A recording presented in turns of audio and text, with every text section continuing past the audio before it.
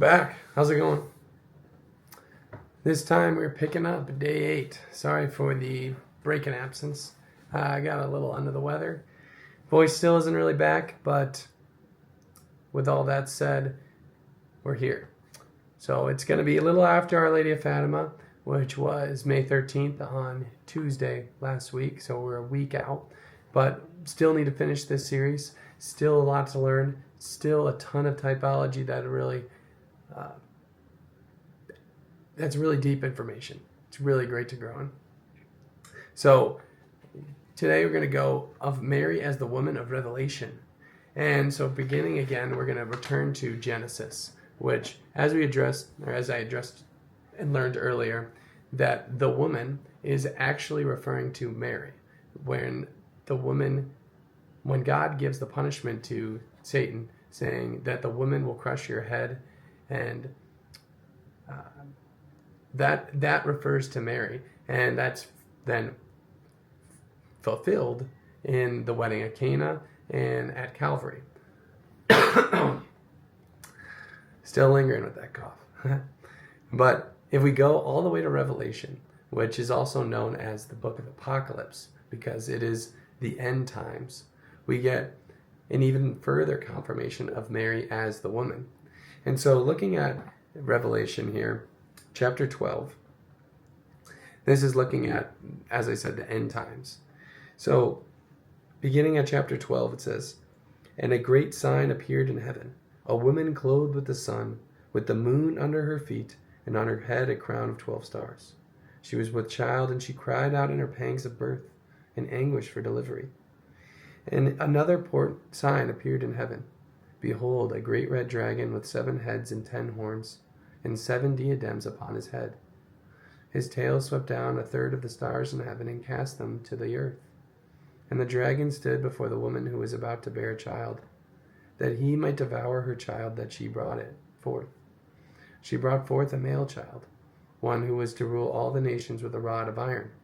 But her child was caught up to God and to his throne. And the woman fled into the wilderness, where she has a place prepared by God, in which to be nourished for 1,260 days." End quote.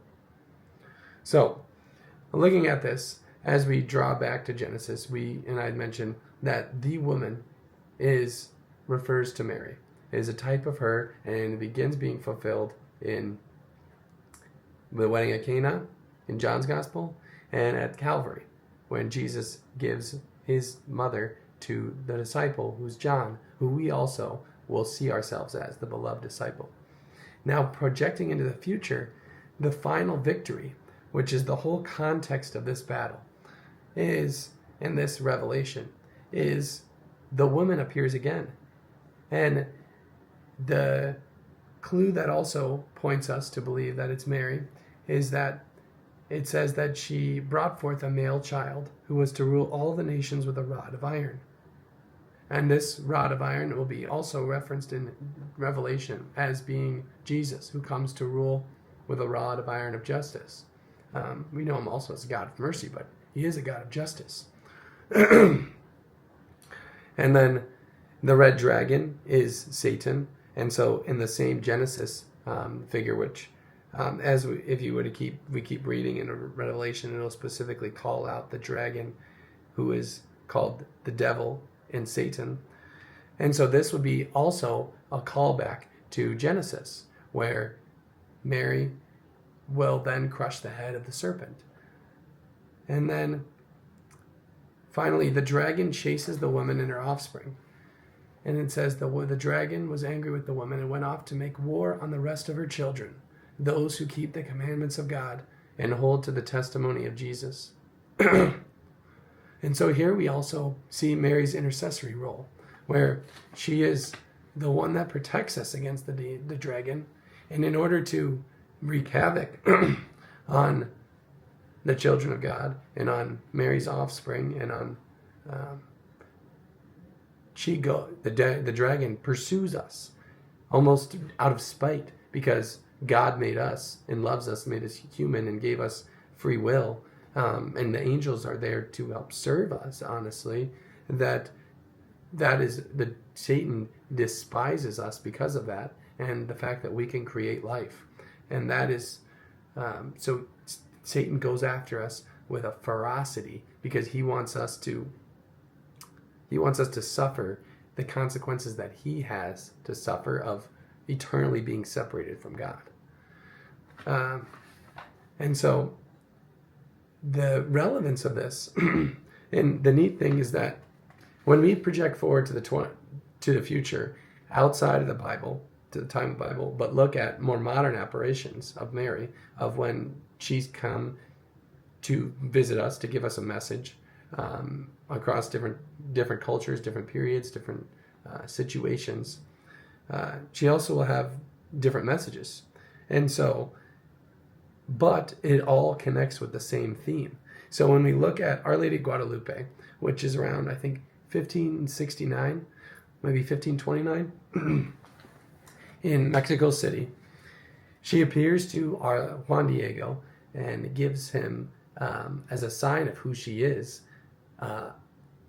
Juan Diego's tilma, which is kind of like a poncho.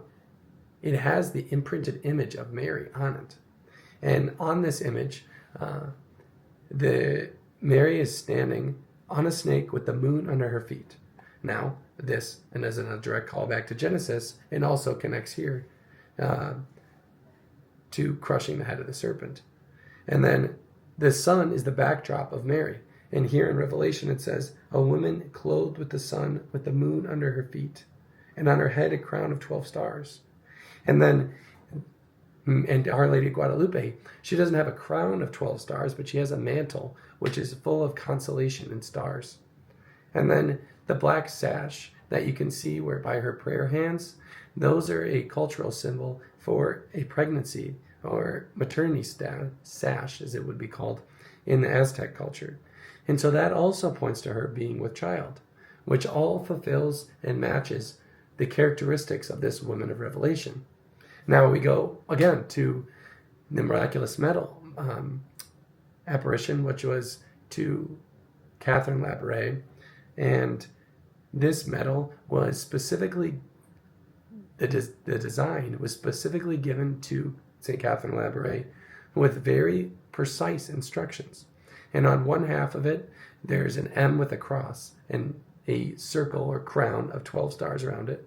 And then on the other half, there's Mary with her standing on the globe, where she's also standing on a serpent, which will also match Genesis. And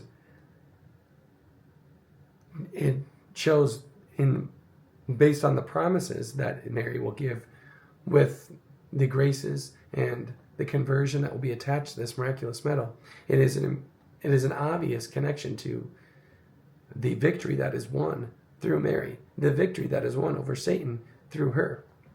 And then lastly, in Our Lady of Fatima, this happened in 1917, where Mary appeared to 3 small children in Fatima, Portugal. And over a series of 7 apparitions, she ended it by telling the children that she would give a miracle. She would give a sign.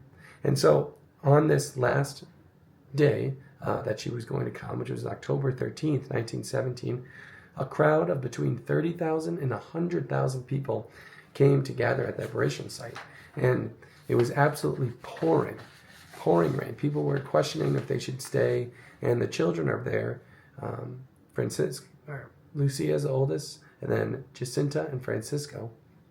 And they're praying the rosary. And then suddenly Our Lady appears, and the rain just completely stops.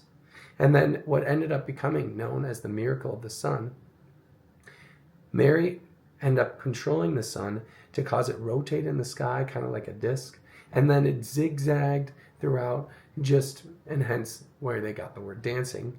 And then finally, it appeared as if the sun was going to come plummeting down to the earth, and people got scared for their life, and they just started fleeing and spreading, and were just thinking that they were about to die. And then suddenly it went back up to normal. And all this time too, the sun is a little duller, so people can see it without it affecting their eyes. Whereas we know now, if you were to try to stare at the sun, you could go blind for a certain, if you stay there too long. And suddenly then when the sun went back to normal, thousands were converted. Many communists and atheists, press and people that went to specifically dispute these children and their claims, they were completely won over. And then when everyone realized, and they got back recollected to what just happened, all of their clothes were dry, even though they were just going through an absolutely torrential downpour right before this apparition and the miracle of the sun, as it would end up being called. And so ultimately, what are takeaways from this? And from Mary being the woman of Revelation, and being the woman clothed with the sun, with the moon under her feet, and a head of crown and a crown of 12 stars, is that we have to know and we have to firmly believe that Mary is alive and active in our lives right now. She is the one that will crush the head of Satan. She is the one, as I've also pointed out in the Ark of the Covenant connection of the type of her being that fulfillment, is that Mary is the one that brings victory. And she will be the one to crush the head of Satan. And so it is imperative. It is crucial. It is something that can't be said enough, is that Mary is our means to victory. Mary is our means to know and love Christ. And God specifically ordained it this way. He wants her victory. He wants his victory to be through her, through Jesus Christ. And so it's really just a lot of layers in this. And it's so fascinating to keep diving into this and to learn more. And I'm excited to share all that I've learned, and hope you continue to follow along. If you're enjoying this content, share it with someone else you know, and like and subscribe, and enjoy your day.